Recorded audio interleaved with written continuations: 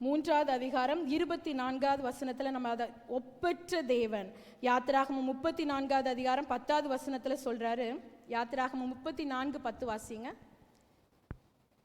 அதற்கு அவன் இதோ நான் ஒரு உடன்படிக்கை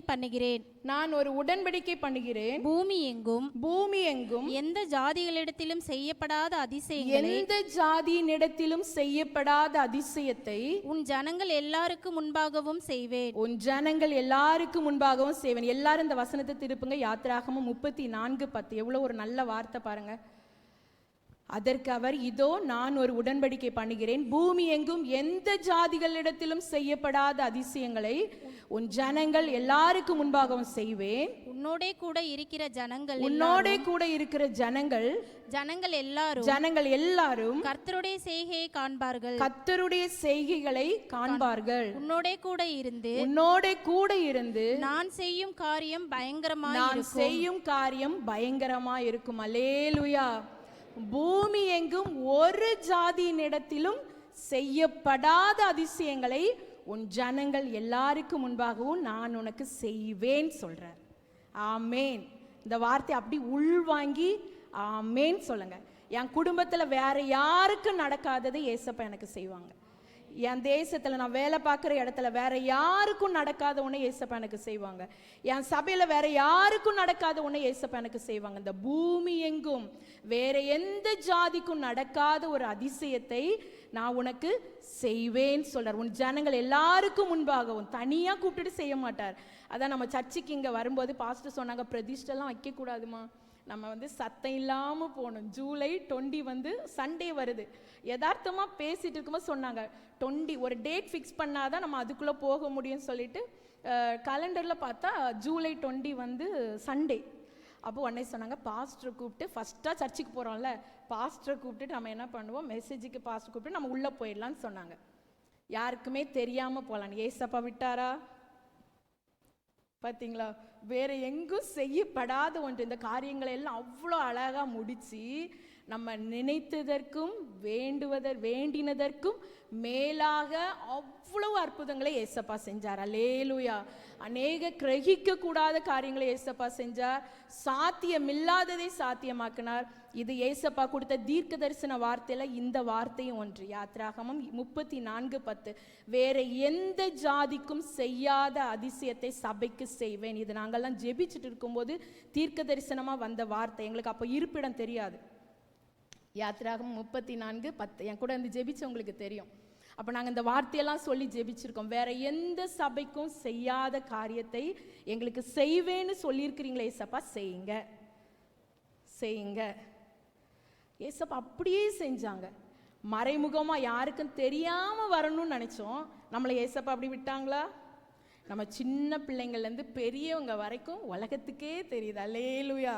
இந்த பிள்ளைங்கள்லாம் எவ்வளோ அழகாக அங்கே நின்று எல்லாரும் இன்வைட் பண்ண விதம், நம்ம பிரதிஷ்டையினுடைய ஆகாரம், ஒவ்வொருத்தரும் வந்தவங்களை கவனித்த விதம், நம்ம எல்லாரும் நடந்துக்கிட்ட முறை, அவ்வளோ சகிப்பு. நம்ம விசுவாசிகளெல்லாம் மற்றவங்களுக்கெல்லாம் இடம் கொடுத்து எல்லாருமே நின்னாங்க. அன்னைக்கெல்லாம் நிறைய பேர், 40 பேர்கிட்ட அவ்வளோ நேரம் அந்த பிரதிஷ்டை முடிகிறது வரைக்கும் அவங்களுக்கு உட்காரதுக்கு சேர் இல்லை. அந்த போல் நின்னாங்களா? இது எல்லாமே பேசப்படுது இன்னுமே.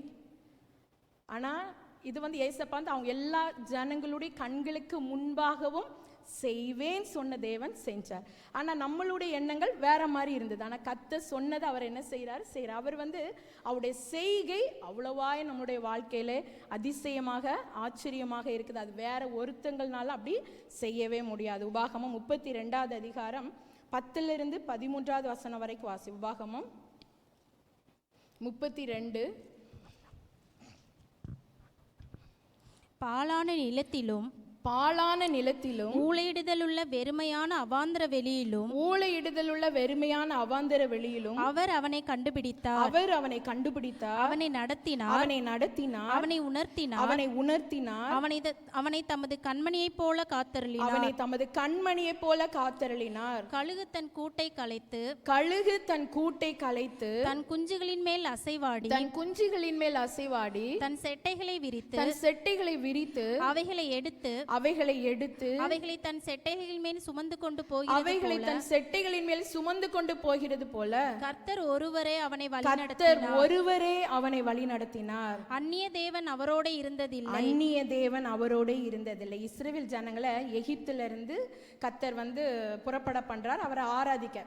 இப்போ அவங்க போயிட்டு இருக்கிறாங்க. அவங்கள நடத்தின விதத்தை தான் ஏசப்பா வந்து சொல்றாங்க. அவருடைய செய்கை என்னென்னலாம் கர்த்தர் தம்முடைய பிள்ளைகளுக்காக செஞ்சார் அப்படின்னு சொல்லும்போது அந்த வனாந்தரத்துல தான் நடத்துறாரு.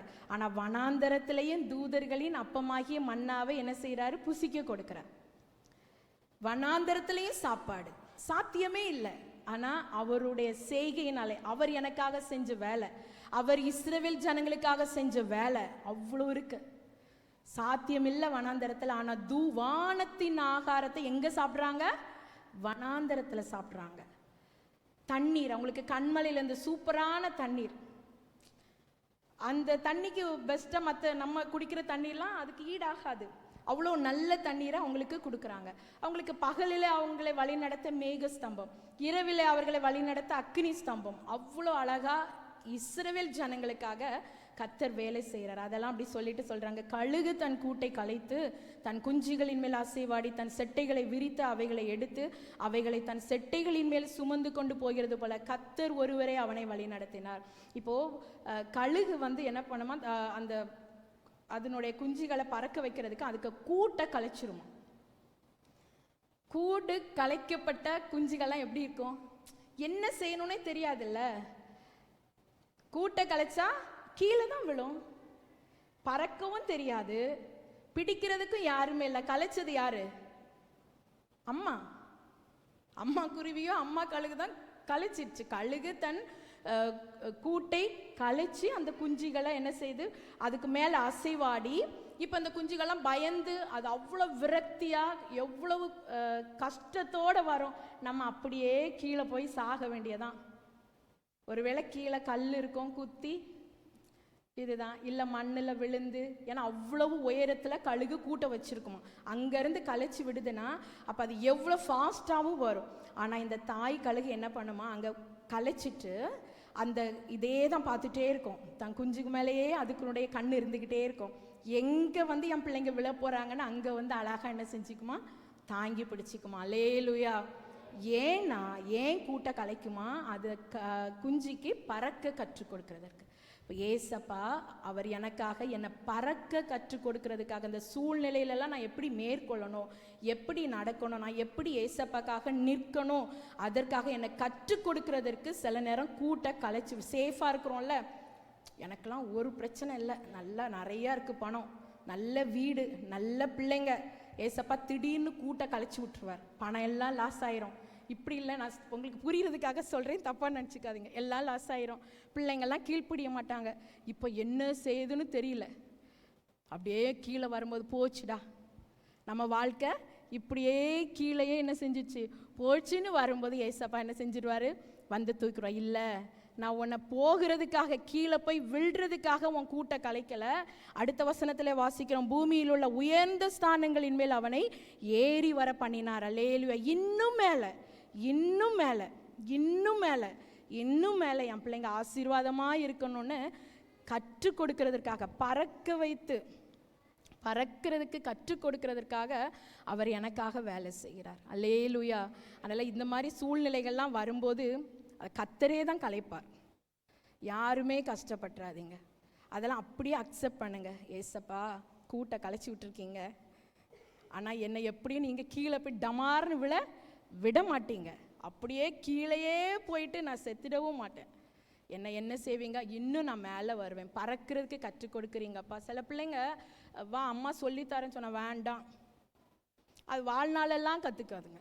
சில பிள்ளைங்களுக்கு இன்ட்ரெஸ்டாக இருக்கும், ஒரு நேரம் விழுந்தாலும் அம்மா திரும்ப நம்ம சொல்லுவோம் அந்த அடிப்பட்ட காயம் ஆறட்டும் அடுத்தால கற்றுக்கலாம். இல்லை, திரும்பவும் அவங்களுக்கு ஆசை. அப்போ அப்படிப்பட்டவங்கள நம்ம பிள்ளைங்க வச்சுருக்க இன்ட்ரெஸ்ட்னால உடனே அவங்களுக்கு கற்றுக் கொடுப்போம். சைக்கிளோ ஸ்கூட்டியோ எது கற்றுக்கிறனாலும் சரி தான். ஆனால் ஏசப்பா பாருங்கள், அவர் கற்றுக் கொடுக்கும்போது நம்மளை வந்து சூழ்நிலைகளில் எப்படி நடக்கணும்னு கற்றுக் கொடுக்கறதற்கு நம்ம கூட்டை கலைக்கும் போது அவருக்கு விட்டு கொடுத்துருங்க. தெரியும் ஏசப்பா பிள்ளைங்களுக்கு, அபிஷேகத்தை பெற்ற பிள்ளைங்களுக்கு தெரியும் இது கர்த்தருடைய வேலை தான். ஏசப்பாவுடைய வேலை அப்படின்னு தெரியும். அப்போ ஏசப்பா இப்போ எனக்கு நீங்கள் கற்றுக் கொடுங்க ஆண்டவர், நான் அமைதலாக இருந்துறேன், எனக்கு நீங்கள் சொல்கிறதெல்லாம் நான் கரெக்டாக செய்கிறேன் ஏசப்பா. நீங்கள் என்ன ஒரு நாள் ஏசப்பா நம்மளை கைவிடவே மாட்டாங்க. ஒரு நாள் நம்ம ஆராதிக்கிற தேவன் நம்மளை கைவிடவே மாட்டாங்க. நம்ம உடனே என்ன சொல்லிடணும், என்னை உயர்த்த போகிறீங்க, அதற்காக ஸ்தோத்திரம். நான் நல்ல ஆசீர்வாதமாக இருக்க போகிறேன், அதற்காக ஸ்தோத்திரம். உடம்புல ஒரு பலவீனம் வந்தோடனே இப்படி தான் இந்த பலவீனத்தினாலே செத்துற போகிறேன், அப்படி இல்லை. அதிலிருந்து ஏசப்பா அந்த பலவீனத்திலேருந்து எப்படி நம்ம சுகமாக வரணும்னு கற்றுக் கொடுத்து பறக்க வைத்து தீர்க்காயுசை கூட்டி தருவார். அல்லேலூயா. அப்போ பலவீனம் வரும்போது சொல்லிடணும், எனக்கு இன்னும் 1 வருஷம் கூட போகுது ஏசப்பா, இன்னும் 2 வருஷம் கூட போகுது ஏசப்பா. அதுக்காக தான் இந்த பலவீனம், ஒரு கூட்டை கலைச்சி விடுறாரு, அதுக்காக தான் இந்த பலவீனம் ஏசப்பா. இதை நாம் மேற்கொள்கிறதற்கு எனக்கு என்ன செய்யுங்க, கிருபை தாங்க. பலவீனத்தில் அவருடைய கிருபை நமக்கு போதும், அவருடைய பலம் நமக்கு பூரணமாய் விளங்கும். அவர் படுக்கையில் இருக்கிற நம்மளை அப்படி பிடிப்பாராம், தாங்குவாராம், அப்படி தூக்கி எடுப்பாராம். எழுந்திரு எழுந்திரு, பயப்படாத பயப்படாத, கூட இருக்கிறப்போ ஒவ்வொரு விஷயம் இந்த மாதிரி சிச்சுவேஷன்லாம் வரும்போது என்னை பழக்கப்படுத்துறீங்க ஏசப்பா, என்னை பறக்க வைக்கிறீங்க ஏசப்பா, நன்றி நன்றி ஆண்டவர். நான் எந்த விதத்திலும் அப்படி உங்களை விட்டு தூரம் போயிடக்கூடாதுன்னு நம்ம ஏசப்பாட்ட கேட்கணும். அவருடைய வேலை என்னை பறக்க வைக்கிறதுக்காக அவர் வேலை செய்கிறாரு. உபாகமம் 11:7 நம்ம வாசிக்கிறோம். உபாகமம் 11:7. கர்த்தர் செய்த மகத்துவமான கிரியைகள் எல்லாம், கர்த்தர் செய்த மகத்துவமான கிரியைகளை எல்லாம் உங்கள் கண்கள் அல்லவோ கண்டது, உங்கள் கண்கள் அல்லவோ கண்டது. அல்லேலூயா. இஸ்ரவேல் ஜனங்கள்கிட்ட மோசே சொல்றாங்க, கர்த்தர் செய்த மகத்துவமான கிரியைகளை எல்லாம் உங்கள் கண்கள் அல்லவோ கண்டது அப்படி சொல்லிட்டு 18வது வசனத்திலிருந்து 20வது வசனம் வரைக்கும் வாசிக்கிறோம். ஆகையால் கர்த்தர் உங்கள் பிதாக்களுக்கு கொடுப்பேன் என்று, கர்த்தர் உங்கள் பிதாக்களுக்கு கொடுப்பேன் என்று அவர்களுக்கு ஆணையிட்ட தேசத்தில், அவர்களுக்கு ஆணையிட்ட தேசத்தில் உங்கள் நாட்களும் உங்கள் பிள்ளைகளின் நாட்களும் உங்கள் பிள்ளைகளின் நாட்களும் பூமியின் மேல் வானம் இருக்கும் நாட்களைப் போல, பூமியின் மேல் வானம் இருக்கும் நாட்களைப் போல அநேகமாய் இருக்கும்படி. பாத்தீங்களா, உங்கள் நாட்களும் உங்கள் பிள்ளைகளின் நாட்களும் பூமியின் மேல் வானம் இருக்கும் நாட்களைப் போல அநேகமாய் இருக்கும்படிக்கு அவருடைய வேலை எனக்காக நடக்குது. இப்போ நம்ம தீர்க்காய்சு, நல்ல தீர்க்காய்சை கொடுக்கும்படி ஏசப்பா எனக்காக வேலை செய்கிறார். நீங்கள் என் வார்த்தைகளை உங்கள் இருதயத்திலும் உங்கள் ஆத்துமாவிலும் பதித்து அவைகளை உங்கள் கையின் மேல் அடையாளமாக கட்டி உங்கள் கண்களின் நடுவே ஞாபகக்குறியாக வைத்து அவைகளை உங்கள் பிள்ளைகளுக்கு உபதேசித்து. அநேக நேரத்தில் நம்ம பிள்ளைங்களுக்கு சில தவறான காரியங்களை நம்ம சொல்லித்தரோம். அப்பாட்ட கவனமாயிரு, அம்மாட்ட கவனமாயிரு, தாத்தா பாட்டிகிட்ட கவனமாயிரு, இவங்க இந்த ஆண்டி கிட்ட கவனமாயிரு, இந்த அங்கிள் கிட்ட கவனமாயிரு, இவங்கெல்லாம் எனக்கு இப்படி பண்ணாங்க, இதெல்லாம் நம்ம கற்றுக் கொடுக்குறோம். இதுக்கு பதில் அப்பா அங்கே வரும்போது, நம்ம ஃபேமிலி இங்கே வரும்போது எப்படி இருந்தோம் தெரியுமா? ஆனால் ஏசப்பா நம்மளை இப்படி படிப்படியாக உயர்த்தினாங்க, இதெல்லாம் நமக்கு செஞ்சாங்க. நம்ம ஃபஸ்ட்டே இந்த வீட்டில் இல்லை, நம்ம முன்னாடி வாடகை வீட்டில் இருந்தோம், அதை கொடுக்கறதுக்கு அப்பா இவ்வளோ கஷ்டப்பட்டேன், அம்மா இவ்வளோ கஷ்டப்பட்டேன். இப்படி ஏசப்பாவுடைய மகத்துவங்களை, அவருடைய செய்கைகளை நம்ம கற்றுக் கொடுத்து பிள்ளைகளை வளர்க்கணும். அல்லேலூயா. தவறான காரியங்களை பிள்ளைகளுக்கு கற்றுக் கொடுக்காதீங்க. நம்ம பட்ட கஷ்டம் நம்ம அடுத்தவங்களை, இப்போ நம்மக்கிட்ட ஒவ்வொருத்தர் உறவுகளில் நடந்துக்கிற முறையை பிள்ளைங்களுக்கு போயிட்டு சொல்லி தராதிங்க. பிள்ளைங்க அவங்க என்ஜாய் பண்ண, அவங்க உறவுகளில் அவங்க சந்தோஷமாக இருக்கணும். நம்ம சொல்லி கொடுத்து பிள்ளைங்களுடைய வாழ்க்கையை கெடுத்துடக்கூடாது. அவங்க இருதயத்தில் கசப்பு வர்றதுக்கு இடம் கொடுக்கவே கூடாது. அந்த காலம் வரும்போது பிள்ளைங்களே புரிஞ்சிப்பாங்க. நம்ம சொல்லி கொடுக்காதீங்க. நம்ம வாயிலேருந்து என்ன சொல்லி தரணும்னா, ஏசப்பா நம்மளுடைய வாழ்க்கையில் செஞ்ச அவருடைய வேலையை சொல்லித்தாங்க, ஏசப்பாவுடைய செய்கையை சொல்லித்தாங்க. அப்பா இப்படிலாம் வந்தோம் தெரியுமா, பாஸ்ட் அடிக்கடி நாங்கள் ட்ராவலெல்லாம் போகும்போது பிள்ளைங்களுக்கு சொல்லி தருவாங்க, இந்த இடத்துலலாம் டேடி நடந்து வந்தேன் அப்படி சொல்லுவாங்க. இதிலெல்லாம் இப்போ நம்ம காரில் போகிறோம், ஏசப்பாவுடைய செய்கை. அப்பவும் இந்த காரில் போகிறதுக்கு பின்னாடி அவ்வளோ வேலை ஏசப்பா செஞ்சுருக்காங்க. நடந்து போனவங்களுக்கு காரில் போகிறதுக்கு பின்னாடி எவ்வளோ வேலை இருக்குல்ல, அந்த இடைப்பட்ட நாட்களில். இதெல்லாம் யாருடைய செயல்? ஏசப்பாவுடைய செயல். இதில் நான் வந்தேன், நான் தான் இப்படி பண்ணேன், நாங்கள் ஊழியம் செஞ்சனால ஏசப்பா எங்களை உயர்த்தினாங்க சொல்லும்போது ஒன்றுமே இல்லை. டபார்னு ஏசப்பா தலையிலே தட்டி கீழே விழ வச்சுருவார்.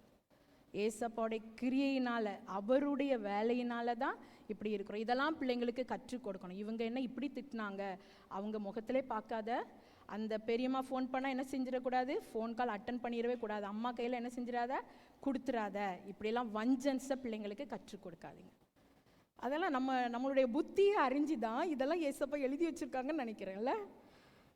நம்ம தேவன் நம்மளை நன்றாய் அறிந்தவங்க.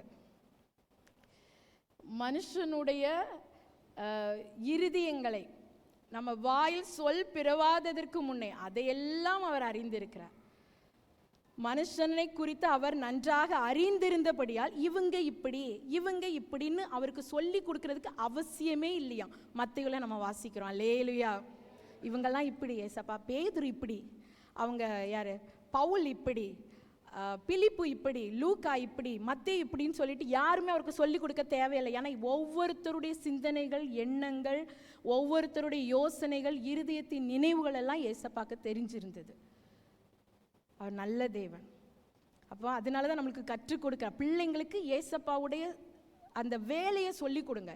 நம்ம வாழ்க்கையில், நம்ம குடும்பத்தில் ஏசப்பா என்னென்ன வேலை செஞ்சதுனால நம்ம இப்படி இருக்கிறோம், அவருடைய வேலையை சொல்லும்போது அப்போ பிள்ளைங்களும் அதை தானே தியானிப்பாங்க. அது ஒன்று, இப்போ 2 வாரத்துக்கு முன்னாடி ஒரு வீடு பிரதிஷ்டை. அப்போ அந்த பாட்டி பிள்ளைகிட்ட கேட்குறாங்க, இந்த வீடு யாருமா தந்தது? ஏசப்பா தந்தது. சந்தோஷமாக இருந்துச்சு. இப்போ பிள்ளைங்களுக்கு அது சொல்லி கொடுத்துருக்காங்க. சொல்லலைன்னா அவங்க தாத்தா கட்டி தந்ததுன்னு அந்த பிள்ளை சொல்லியிருப்பாப்புல.